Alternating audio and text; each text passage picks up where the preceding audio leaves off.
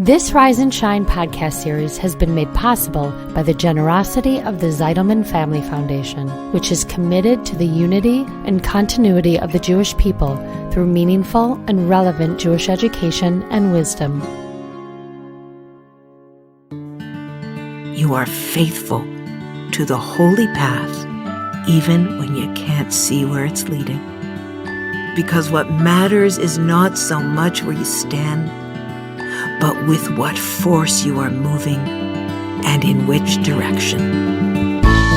This is Rise and Shine, a podcast that offers timeless wisdom and uplifting meditations to fill your heart, feed your soul, and start your day on a positive note. Here is Adrienne Gold Davis.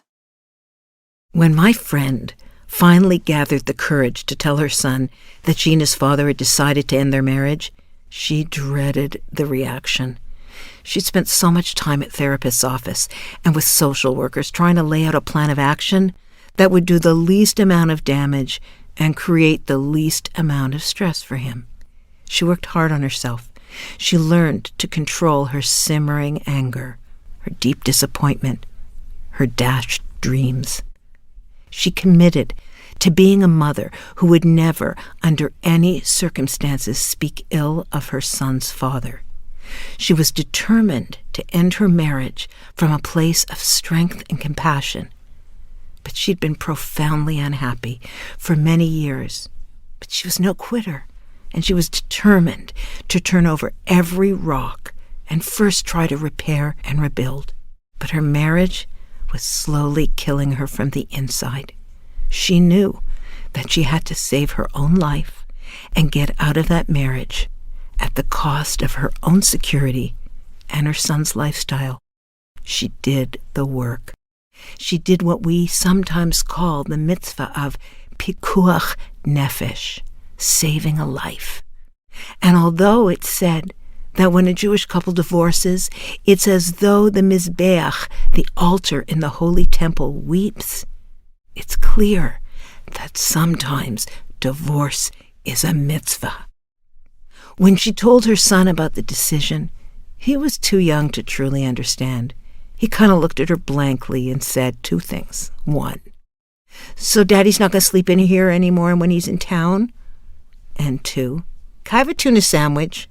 The reactions were not dramatic in the slightest. Not at that time, anyhow. And so life went on, without a backwards glance. Or so she thought. Fast forward to when her son became a preteen, and imagine one of the common arguments that mothers and children have. This one happened to be about time spent on screens, specifically video games, and their argument ended with doors slamming and raised voices. And then, an hour later, her son emerged from his room carrying a knapsack and a big tote bag. He said, "I'm moving in with Dad.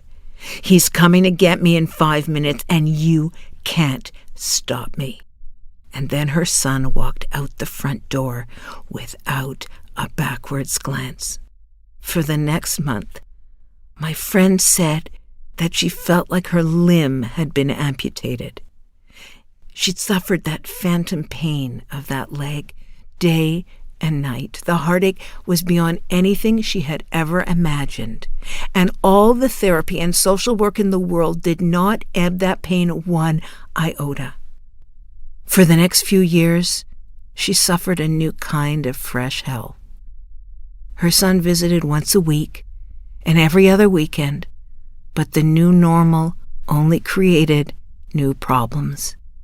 And while her ex-husband would not intervene to bring a then 12-year-old child back to his mother's house or even help foster a better relationship with her, she continued to not utter an unkind word about her ex. In short, my friend is practically inhuman in her self-discipline. She said to me, "I knew when I left my marriage that this was a possibility in the teen years, but I never imagined how painfully betrayed I would feel by my child."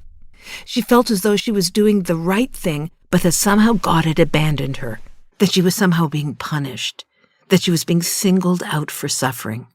She asked me if this was in fact what was happening. I told her no, God does not operate in that manner, but that life is often painful and sometimes feels unbearable, but that all she could do was to stay faithful to her principles and operating system and continue to reach out and try and open the lines of communication and keep them open. I suggested she start writing a goodnight note to her son every single night and email it. And even if he didn't open it, the gesture would be noticed. I suggested that she begin to journal the things that she wished she could share with him every day. The small and seemingly mundane things like eating a proper breakfast and about personal hygiene and about how to deal with the changes in his body during puberty. To ask questions about his day-to-day experiences and activities, to record it all, every thought and every concern, every praise he wouldn't hear, every piece of wisdom that occurred to her around world affairs, both current and past. All of it. Over the years that her son lived with his father, my friend filled many, many notebooks. In almost 3 years to the day that her son had walked out of his mother's front door, back in the child came. Same knapsack, same tote bag. "Mom, I want to come back home to live with you again," he said. She smiled and said, "I'm so glad you're back." That night, my friend took those stacks of notebooks and left them at the door of her son's room with a note that said, "If you ever wondered if I missed you or thought of you while you were living with your father, I thought you could look through these journals. Every day I wrote to you, and you should see that you were always at the top of my mind." Years have passed since that painful time, and my friend continues to move through life with the grace and dignity she's always modeled. I don't think her son even remembers that period of his life anymore. He has a healthy relationship with both of his parents and is engaged to be married to a wonderful young woman. So what's my point? My friend never anticipated that she would lose her child for the period that she did, just as she never anticipated the end of her marriage. And in those painful years, she never stopped being loyal to the type of human being she wanted to be, to who she would be in the face of whatever happened to her. We call that the Jewish value of emunah. Emunah, faithfulness, teaches us a powerful message in the very letters of its word. The word for truth in Hebrew is emet. Emet contains the first, middle, and final letter of the Hebrew alphabet. Aleph, Mem, Taf. You see where you started, you see the midpoint, and you see the ending. It's all clear in a straight line. Now compare and contrast this to the word emunah.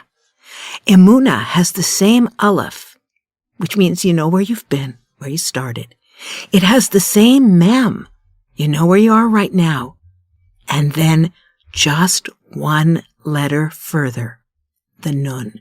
In other words, while you know what happened and you know where you're standing, you only see a tiny piece of what is to come. You don't know the outcome, and yet you remain faithful to what Judaism teaches us and how it defines decent and dignified human behavior. You are faithful to your self-concept, even when the outcome is unclear. You are faithful to the holy path, even when you can't see where it's leading.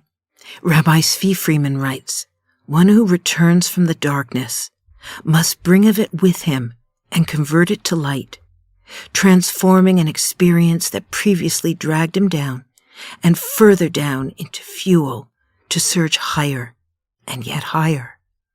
Therefore, the one who returns from a distance is greater than the one who is always close, because what matters is not so much where you stand, but with what force you are moving and in which direction." this week?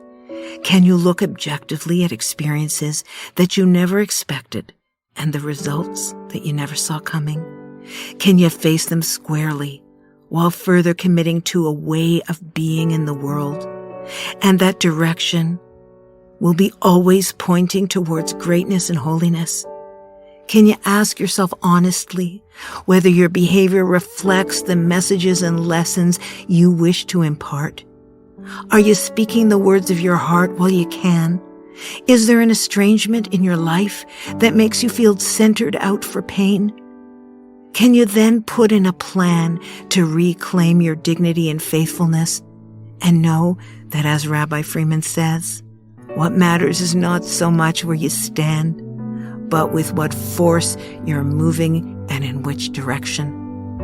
When it comes to divorce, all the right moves will not guarantee the outcome, but you can do it all by the book and end up with a heartache that threatens to undo you. But if you don't try and get it right in your example and in your behavior, then there are many, many more victims along the way. This week, this day, this very moment is another fresh opportunity for long-term thinking that helps mitigate short-term suffering. May we all have the strength to be faithful to our aspirations, to be our best selves. May we find comfort in the way that we walk the path, even without knowing for certain where it is leading.